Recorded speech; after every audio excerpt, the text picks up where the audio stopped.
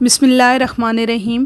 ہمارے آج کے سبق کا عنوان ہے مرزا غالب بندر روڈ پر، جس کے مصنف خواجہ معین الدین ہیں۔ ڈرامے کا جائزہ لینے سے پہلے ڈرامے کی تعریف دیکھتے ہیں۔ ڈرامہ ایک ایسی کہانی یا قصہ ہے جو اداکاری کے لیے لکھا جائے یا اداکاری کے ذریعے پیش کیا جائے۔ یہ اصطلاح یونانی لفظ سے اخذ ہوئی ہے جس کے معنی حرکت، عمل یا فعل کے ہیں۔ اس لفظ کا ماخذ یونانی لفظ ڈراؤ ہے جس کے معنی کرنا یا دکھانے کے ہیں۔ ڈرامے کے ذرائع: ڈرامے کئی ذریعے سے پیش کیے جاتے ہیں۔ سڑک کے ڈرامے، جنہیں اسٹریٹ ڈرامہ بھی کہا جاتا ہے، یہ ڈرامے کسی عوامی موضوع یا عوام میں کسی موضوع کے لیے بیداری کے لیے پیش کیے جاتے ہیں، مثلاً بڑھتی ہوئی آبادی، گھریلو تشدد، معاشرے میں عورت کا مقام وغیرہ۔ اسٹیج ڈرامے: یہ ڈرامہ کسی گروپ، اسکول یا کالج میں حاضرین کے روبرو پیش کیا جاتا ہے۔ ٹی وی ڈرامہ: یہ ڈرامے ایک بار میں بھی ختم ہو جاتے ہیں اور سیریل کی طرح جاری بھی رہتے ہیں اور ٹی وی پر پیش کیے جاتے ہیں۔ ریڈیو ڈرامے: یہ ٹی وی ڈرامے ہی کی طرح ہوتے ہیں مگر ان میں تصویر دکھائی نہیں دی جاتی۔ فلمی ڈرامہ: ہر فلم 2 یا 3 گھنٹے کا اپنے آپ میں ایک منفرد ڈرامہ ہوتی ہے۔ اس کے علاوہ ڈرامے کی منظر کے حساب سے 2 اقسام ہیں۔ وہ ڈرامہ جو ایک ہی منظر میں پیش کیا جائے اسے یک بابی، اور جو مختلف مناظر کے تحت عکس بند کیا جائے اسے کثیر البابی ڈرامہ کہا جاتا ہے۔ کسی بھی ڈرامے کا انحصار بنیادی طور پر 4 چیزوں پر ہوتا ہے۔ پلاٹ، یعنی کہ کہانی کس چیز کے گرد گھومتی ہے۔ کردار، جو ڈرامے کے کریکٹرز۔ منظر نگاری، جس منظر کے تحت وہ پیش کیا جائے۔ اور ڈائیلاگز، یعنی کہ مکالمے۔ مرزا غالب بندر روڈ کے کرداروں کا جائزہ لیتے ہیں۔ ڈرامے کے کرداروں میں مرزا غالب، سیٹھ جو ہوٹل کا مالک ہے۔ بختاور، زوراور کا بیٹا جس کی جھونپڑی میں مرزا غالب کا قیام ہے۔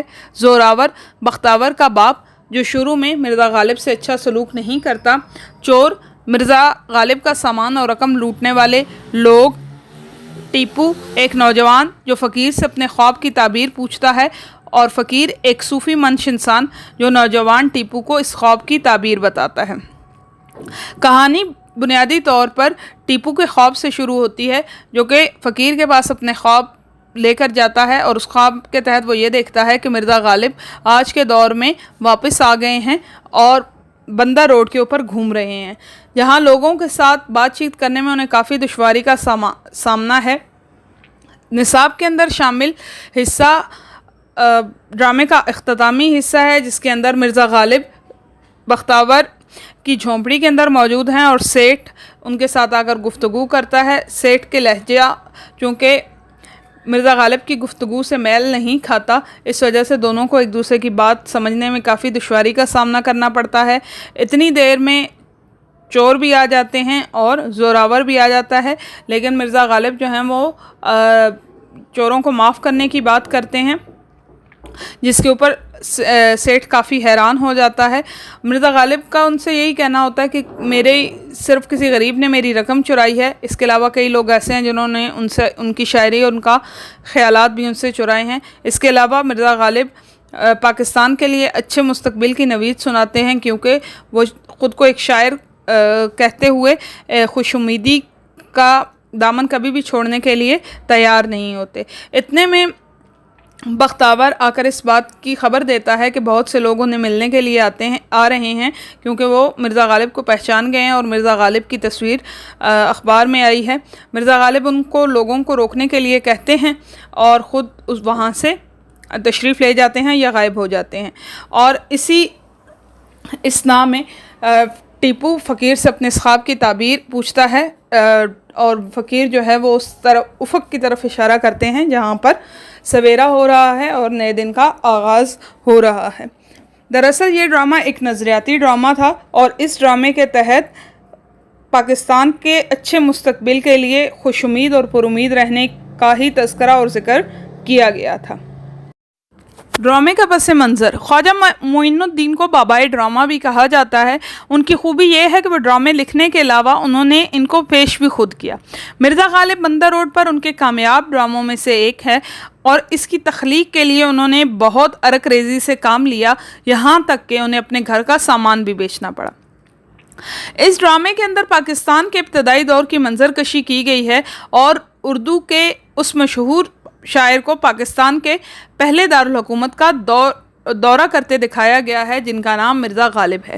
اس جانی پہچانی تاریخی ہستی کو اپنے زمانے سے نکال کر موجودہ دور میں لانے سے ڈرامہ نگار کا مقصد غالباً اپنے ان خیالات کا پرچار کرنا تھا جن کی نمائندگی ان کے خیال میں غالب کی شخصیت کرتی تھی۔ سوالات میں طلباء اپنے خیالات کا اظہار کریں گے۔ سوال نمبر 1، ڈرامے میں مرزا غالب اور سیٹھ کو ایک دوسرے کی بات سمجھنے میں دشواری کا سامنا کیوں کرنا پڑ رہا تھا؟ سوال نمبر 2، مندرجہ ذیل جملوں کی وضاحت کریں۔ لیکن اب میں اس بات کا عادی ہو چکا ہوں، تا غریب نے میرے روپے چرائے۔ دوسرا پیسج ہے، دنیا کا ہر بڑا انقلاب انہی جھونپڑیوں سے تا نئی ہمت کے ساتھ آگے بڑھنا چاہتا ہوں۔ سوال نمبر 3، ڈرامے کا مرکزی خیال تحریر کیجیے۔ سوال نمبر 4، سیٹھ کی کردار نگاری کیجیے۔ سوال نمبر 5، ڈرامے کے تناظر میں بتائیے کہ بحیثیت پاکستانی طالب علم آپ پاکستان کو ایک بہتر ملک بنانے کے لیے کیا کرتے یا کر سکتے ہیں۔ 3 نکات میں اپنا جواب تحریر کیجیے۔ خواجہ معین الدین کے حالات زندگی۔ خواجہ معین الدین 23 مارچ 1924 کو حیدرآباد دکن برطانوی ہندوستان کے زمیندار گھرانے میں پیدا ہوئے۔ خواجہ معین الدین حیدرآباد میں تھے تو اکثر ریڈیو دکن سے پروگرام نشر کیا کرتے تھے۔ اس کے علاوہ انہوں نے زمانہ طالب علمی میں چند ڈرامے بھی لکھے۔ کہا جاتا ہے کہ آپ نے اپنا پہلا ڈرامہ 14 برس کی عمر میں لکھا، جن میں سے سرکاری دکان اور پرانے محل بہت پسند کیے گئے۔ 1948 میں پاکستان آنے کے بعد بھی انہوں نے اس شغل کو جاری رکھا۔ پاکستان میں انہوں نے جو ڈرامے تحریر کیے ان میں سب سے پہلا ڈرامہ زوال حیدرآباد تھا۔ اس کے بعد انہوں نے نیا نشان، لال قلعے سے لالو کھیت تک، تعلیم بالغاں، مرزا غالب بندر روڈ پر، جیل کو کہیں سسرال، جلسہ عام اور ساون کا اندھا نامی ڈرامے نہ صرف تحریر کیے بلکہ ان کی ہدایات بھی دیں۔ ان کے ڈرامے طنز کے نشتروں اور مزاح کی حلاوت کا ایک خوبصورت مرقع ہوتے تھے اور انہیں دیکھنے والے ایک لمحے کے لیے بھی ان کے مکالمات کے طلسم سے باہر نہیں نکل پاتے تھے۔ خواجہ معین الدین 9 نومبر 1971 کو کراچی میں پاکستان میں وفات پا گئے۔ انہوں نے صرف 47 سال کی عمر پائی، مگر اتنی کم عمری کے باوجود وہ ڈرامہ نگاری میں اپنے ان منٹ نقوص رقم کر گئے اور وہ کراچی میں سخی حسن کے قبرستان میں سپرد خاک ہوئے۔ تحریر کی خصوصیات۔ خواجہ معین الدین نے ہمیشہ نظریاتی ڈرامے لکھے۔ مکالموں کا اختصار، چبھن اور بے ساختہ پن ان کے ڈراموں کا خاصہ ہے۔ آپ کے ہر ڈرامے کے پیچھے قومی اصلاح کا جذبہ کار فرما ہے۔ خواتین کے کردار بہت کم یا بالکل بھی ڈراموں میں استعمال نہیں کیے گئے۔ ڈرامے میں طنز ملیح یعنی کہ میٹھے طنز سے کام لیا گیا ہے۔ آپ کی سماعتوں کا بے حد شکریہ۔